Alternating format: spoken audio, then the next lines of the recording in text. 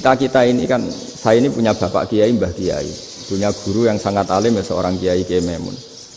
Itu dulu kita pengkaji ilmu itu tidak pernah tahu bedanya NU dan Muhammadiyah. Karena dulu Mbah Darwis itu, Kiai Dahlan itu dulu ngajinya bersama Mbah Hasyim ketika di Indonesia yang ngaji Mbah Soleh Darat. Mbah Soleh Darat itu dulu ngajinya sama buyut saya ke-6, namanya Mbah Soleh Asnawi di Kudus. Mbah Soleh Darat itu dulu alim-alimnya orang Jawa ya Mbah Soleh Darat, Soleh bin Umar. Tempatnya di Semarang, tapi beliau itu sebenarnya orang Jepara yang dekat Kudus. Setelah di Mekah, Mbah Hasyim ini mondoknya ya, mulazimnya ke Syekh Mahfud Termas. Tapi sesekali ke Syekh Khotib Minangkabau. Nah yang Mbah Ahmad Dahlan lebih sering ke Syekh Khotib Minangkabau, sesekali ke Mbah Mahfud. Singkat cerita, karena Syekh Khotib Minangkabau sudah modern ya, terlibat organisasi dunia. Pas itu beliau pengagum Muhammad Abduh, pengagum Rasid Ridho, sehingga bawaannya Mbah Dahlan itu lebih pergerakan karena beliau lebih ngidolakan Syekh Khotib. Nah Syekh Khotib sendiri sebenarnya orang Minangkabau, jadi beliau namanya Muhammad saja sebenarnya. Jadi menantunya orang Arab. Oh itu dicibir mertuanya ini karena punya mantu orang Jawa, orang ndak Arab. Singkat cerita terus si mertuanya bilang gini, kamu jangan pernah bilang kalau orang Arab itu mansa kanal Arab, orang yang bertempat di Arab. Walakin mantakallama bi arabiyyin fasihin, tapi orang bisa ngomong Arab secara fasih. Singkat cerita, kalau kamu tidak percaya, nanti suatu saat menantu saya kalau Jumatan, tidak usah kamu kasih tahu, langsung suruh jadi khotib. Nggak usah kamu kasih tahu, syaratnya tidak usah kamu kasih tahu. Kalau sekarang kan enggak. Kalau dosen mau jadi khotib kan mengumpulkan materi dulu. Lucunya di antara materinya itu dari TV. Makanya jadi ribet kan khutbah sekarang. Kalau musim corona ya akan ngomong corona, musim apa yang ngomong apa. Jadi lagi-lagi didikte oleh media. Sebenarnya kalau ngomong kan sesuai kebutuhan umat, ini obatnya apa. Tapi enggak sesuai trending topik, itu kan kayak anak-anak gaul. Ini dokter kok gitu kan aneh. Singkat cerita si khotib ini nggak dikasih tahu, saya Muhammad tadi nggak dikasih tahu, langsung disuruh khutbah. Fatakallama bikalamin fasihin, dia ngomong fasih sekali, bahkan ngalah-ngalahi fasihnya orang Arab asli. Semenjak itu beliau dapat gelar al khotib, orang yang cakap berpidato berkhutbah. Makanya terus dia khotib al Minangkabau. Jadi orang Indonesia itu luar biasa. Dulu yang namanya orang Indonesia di Arab Saudi itu dihormati sekali karena yang kesana itu pasti ulama. Sudah alim di Indonesia kesana, termasuk Mbah Ahmad Dahlan, Mbah Hasyim dulu karena sama-sama muridnya Mbah Soleh Darat. Lama-lama yang kesana itu TKI TKW itu ya mulai agak dibully. Dulu Syekh Nawawi di antara ijtihad yang dihormati itu beliau mengkritik nyuwun sewu orang yang kan orang biasanya normalnya kan muji orang mati syahid, hebat orang mati syahid itu hebat gini. Oke kita sepakat orang mati syahid itu hebat. Tapi kata Imam Nawawi dengan syarat niatnya itu li'ila'i kalimatillah dan itu bawaan takdir. Seorang lagi itu bawaan takdir harus mati di medan perang. Tapi tidak boleh seseorang ini niat perang tapi niatnya supaya syahid. Karena kalau begitu berarti dia berniat supaya menjadi maktulal kafir, orang yang dibunuh orang kafir. Kedua, dengan dia mati berarti pasukan Islam berkurang. Berarti dia ingin pasukan berkurang, hanya ambisinya dia ingin langsung ke surga. Misalnya pasukan orang Islam itu 10, orang kafir 10. Kalau kamu ingin syahid berarti mati 1 kan, tinggal 9 kan. Nah kalau yang seperti itu 10 kan mati semua. Gara-gara ingin syahid akhirnya perangi rapati tenanan, benang mati, benang mlebu swarga. Kata Syekh Nawawi, ya enggak. Kalau kamu perang sama orang kafir ya niat menang. Dengan niat menang ini kamu ingin li'ila'i kalimatillah. Tapi kalau kamu ingin syahid berarti kamu menuruti keinginan nafsu kamu yang cepat masuk surga. Itu orang Arab kagumnya bukan main. Karena di mana-mana orang itu dinilai dari niatnya. Paham ini ya? Tapi perang loh ya, dalam kondisi perang, bukan teroris. Perang itu artinya orang kafir yang ingin bunuh kita, itu perang namanya apa? Perang. Dulu orang cerita syahid itu hanya pokoknya syahid itu hebat, pokoknya syahid itu hebat. Syahid di medan perang itu hebat, pokoknya saya di medan perang hebat. Tapi ketika Syekh Nawawi memberi penjelasan ilmiah, jika kamu perang ingin cepat mati, ingin cepat syahid, artinya ini untuk pemenuhan diri kamu, karena kamu bayangkan langsung masuk surga. Kamu lupa bahwa dengan kamu dibunuh, kekuatan Islam berkurang. Akhirnya beliau memberi penjelasan, syahid itu bagus, itu sebagai takdir. Hanya takdir itu kita perang yang ingin menang, tapi takdirnya mati. Jangan dibalik, oleh perang rapati tenanan, benang mati namun lebu. Itu yang pertama, termasuk ulama yang pertama memberi penjelasan itu Syekh Nawawi. Akhirnya melahirkan kekaguman yang luar biasa dengan tafsir Munirnya itu. Terus beliau itu orang yang rileks kalau menjelaskan ilmu. Ini ya juga guru-gurunya Mbah Hasim, Mbah Guru sama Mbah Hasim, sama Mbah Ahmad Dahlan Syekh Nawawi itu. Jadi dulu yang alim di Arab itu ada Syekh Nawawi, ada Syekh Khotib Minangkabau, ada Syekh Bakir Jogja, ada Syekh Mahfud Termas. Itu orang Indonesia banyak sekali yang alim. Bahkan diantaranya yang dikagumi Al-Azhar itu juga orang Indonesia, nama Syekh Abdul Manan, itu mbahnya Syekh Mahfud Termas. Itu pertama ada duta besar Indonesia di Mesir, itu termasuk barokahnya Mbak Abdul Manan tadi, itu juga orang Indonesia. Jadi pemahaman ulama Indonesia itu khas, termasuk ketika memaknai apa? Syahid. Ketika memaknai apa? Syahid. Itu unik. Ketika Syekh Nawawi diuji dulu itu yang namanya ulama diuji dulu oleh 100 ulama. Jadi dulu ya ada kompetisi. Imam Bukhari diakui jadi ahli hadis itu diuji oleh mi'atu muhaddisin, 100 orang ahli hadis, sanad dibolak-balik, matanya dibolak-balik, tapi beliau tetap bisa mengembalikan proporsi sanad itu. Syekh Nawawi pernah diuji gini, ayul afdol al ulama awe salatin, keren mana ulama sama raja atau sama orang-orang kaya sama penguasa? Ya keren ulama. Terus dibully sama orang. Tapi setahu saya banyak ulama yang antri di rumahnya raja, tapi saya tidak tahu melihat raja antri di rumahnya ulama. Kan kebanyakan kan mungkin ustadz atau kiai yang antri ngajukan proposal kan enggak. Nah, kalau raja kan enggak pati itu, malah enggak usah antri, kiainya sudah nyambut sebelum datang. Jawabannya lucu Syekh Nawawi itu, dan yang tanya itu langsung diem. Ya karena ulama itu tahu fungsinya uang, sehingga cara nyari sampai seperti itu. Sementara raja-raja itu tidak tahu fungsinya ilmu, makanya tidak pernah sowan ulama. Sehingga jadi ya dianggap enteng saja. Ulama kan tahu fungsinya uang, tahu untuk pondok, tahu masjid. Sementara raja tidak tahu fungsinya ilmu. Jadi itu khas Jawa ya. Khas Jawa, khas Indonesia. Apa-apa yang menurut orang banyak dengan tanda kutip itu buruk atau baik, itu orang Jawa menafsirkan tuh gampang saja. Sehingga semenjak itu Jawa itu dipandang betul. Saya punya kitab namanya Qadhayal Haji wal Umrah. Itu terbitan Hayatul Ulya Arab Saudi, milik Wahabi. Itu diantara fatwa yang dipakai untuk solusi muskilatul haji, problem-problem haji kekinian. Itu fatwanya syekh-syekh yang dari Indonesia. Termasuk Syekh Khotib Minangkabau, Syekh Nawawi Banten, Syekh Bakir Nur Jogja. Misalnya begini, dalam fatwa-fatwa yang menyulitkan kita ya, sampai sekarang jadi perdebatan.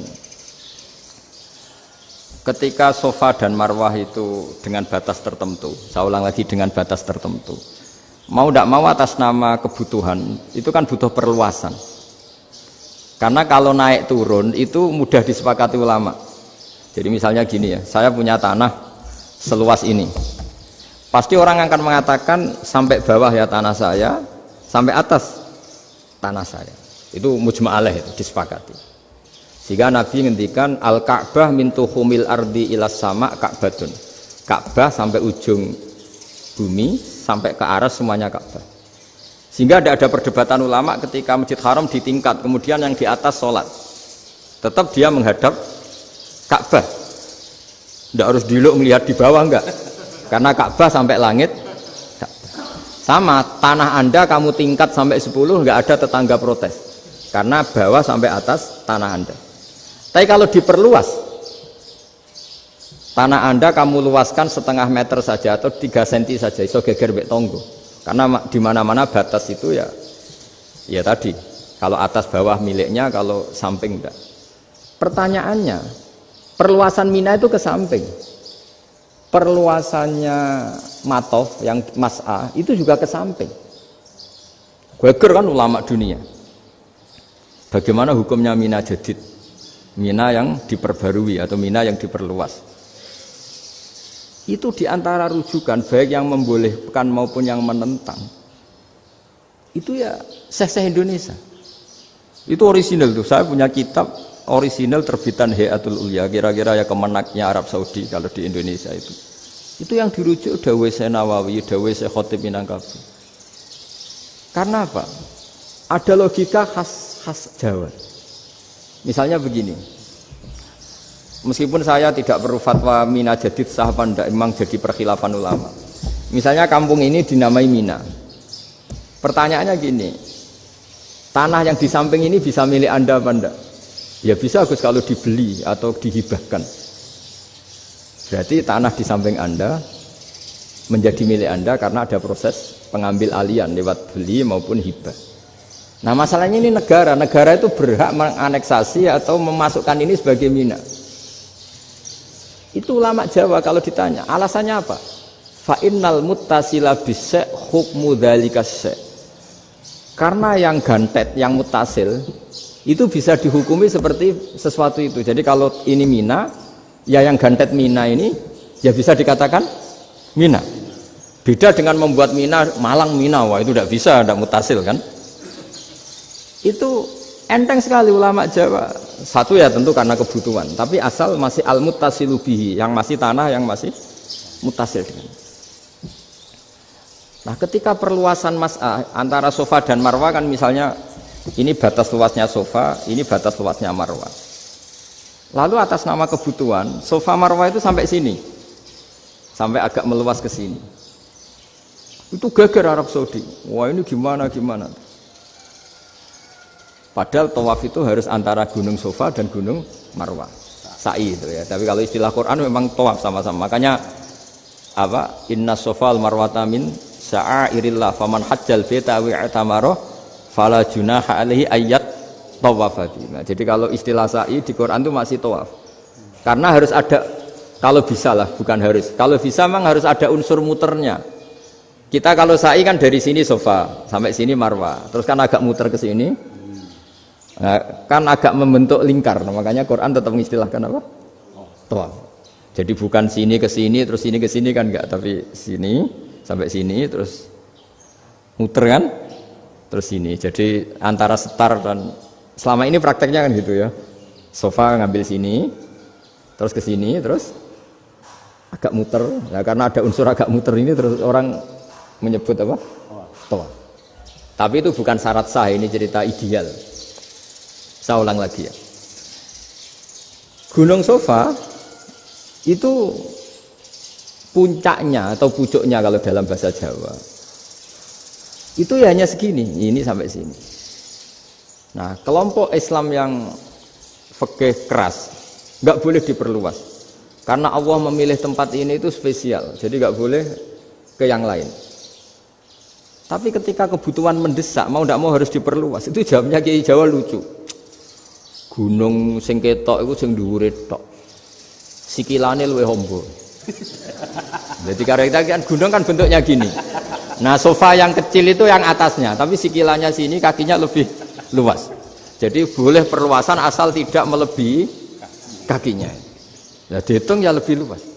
Jadi Kiai Jawa itu kayak wong delok gunung Penanggungan, kayak gunung Arjuna. Di mana-mana puncak gunung itu lebih kecil timbang kakinya. Artinya diperluas ini bukan berarti tidak di sofa dan tidak di, itu khas Kiai Jawa. Jadi jangan kira orang Jawa itu tidak hebat sekali. Termasuk perkembangan hotel di Arab Saudi. Itu dulu sebelum ada hotel, buyut saya kelima atau keenam dulu haji, namanya Badur Rahman.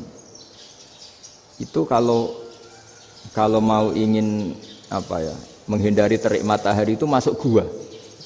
Itu masuk gua itu hanya separuh badan, kakinya di luar. Jadi jangan bayangkan kalau gua di Indonesia kayak gua Akbar di Tuban orang bisa masuk jalan-jalan, enggak.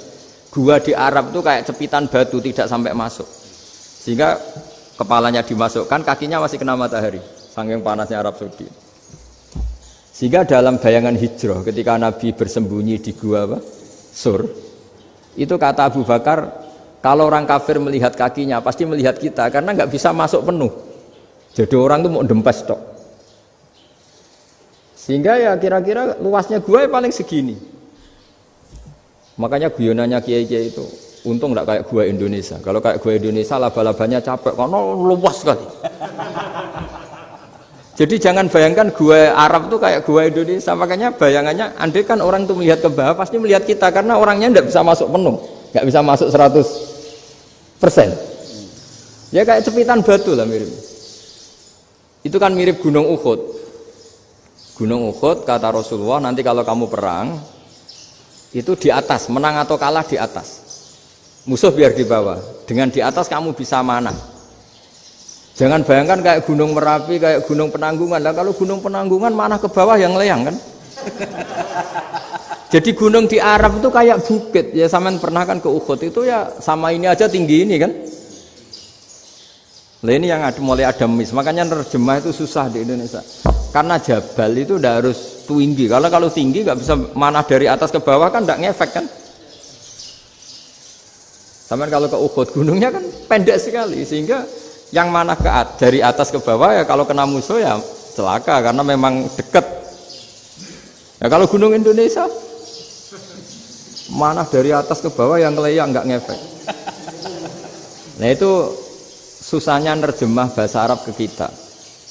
Jadi apa ya, transkrip itu nggak gampang karena ada pengertian yang beda. Kita kalau bilang gunung itu tinggi sekali sampai banyak mahasiswa tersesat ya saking tingginya. Kalau orang naik Uhud nggak akan tersesat, wong ketok dari bawah itu.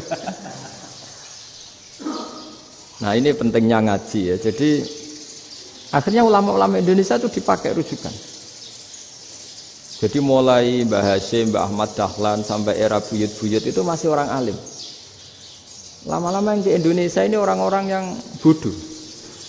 Sehingga orang Jawa kalau ke sana dibully, ya Jawa tak kulul khaya. Orang Jawa itu penggaweannya itu makan ular. Karena belut itu kalau di kamus itu persis ular. Dulu itu kan kamus tidak full color. Gara-gara gak full color, gambar belut sama ular itu sama. Belut itu belut sama ular kalau nggak full color gambarnya sama apa enggak? Sama. Terus orang Jawa itu kan masih banyak yang makan bajing itu apa? Ketupai. Bajing kalau digambar tidak full color sama dengan tikus. Gambar yang tidak warna. Hitam putih. Sehingga kita ini dibully pemakan tikus dan pemakan ular. Karena belut itu persis ular kalau digambar yang tidak full color. Sampai datang Syekhona Khalil, datang ulama ngarang kitab ya judulnya Al-Belut karena nggak terima bangsanya dinyek makan apa? Ular. Terus dikarang wal belut hayawanun bakhriyun terus ya isu fi kadza wa kadza itu beda dengan al-hayyah itu diterangkan mulai bisa nerima. Terus sistem hotel juga gitu. Sampai tanyakan dalam sejarah dulu orang Sedayu ada namanya Syekh Mukhtar. Syekh Mukhtar bukan bikin rumah besar yang siapapun orang Indonesia haji itu nempat di sana. Nah itu yang menginspirasi akhirnya ada hotel. Dulu Syekh Mukhtar hanya menyediakan untuk hujat-hujat Indonesia. Lama-lama jadi hotel. Nggak mau saya mau cerita. Kata Mbah Mun sering cerita. Kenapa wa ma arsalnaka illa rahmatan lil alamin, kata Mbah Mun, Allah itu pasti bikin ulama yang tidak produk Arab itu pasti ada. Kalau orang Arab jadi ulama wajar, bahasanya Arab, domisilinya di Arab. Tapi Allah akan selalu bikin ulama yang tidak bangsa Arab. Imam Ghazali itu Tus itu Persia. Imam Bukhari itu kira-kira kalau sekarang ikut Uzbek. Ya. Imam Bukhari itu kalau negara sekarang ikut mana? Uzbek. Kenapa demikian kata Mbah Mun? Karena Allah sudah ngendikan wa ma arsalnaka illa kafatal linnas. Manusia semua ini kena khitabnya Islam. Kalau tidak ada ulama yang dari berbagai negara, kesannya Islam itu hanya milik orang Arab Saudi. Makanya Allah selalu bikin ulama-ulama yang bahkan tidak Arab.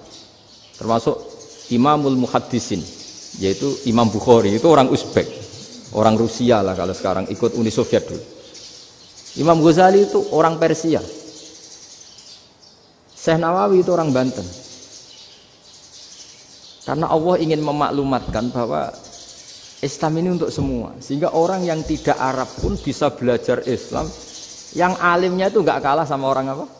Arab.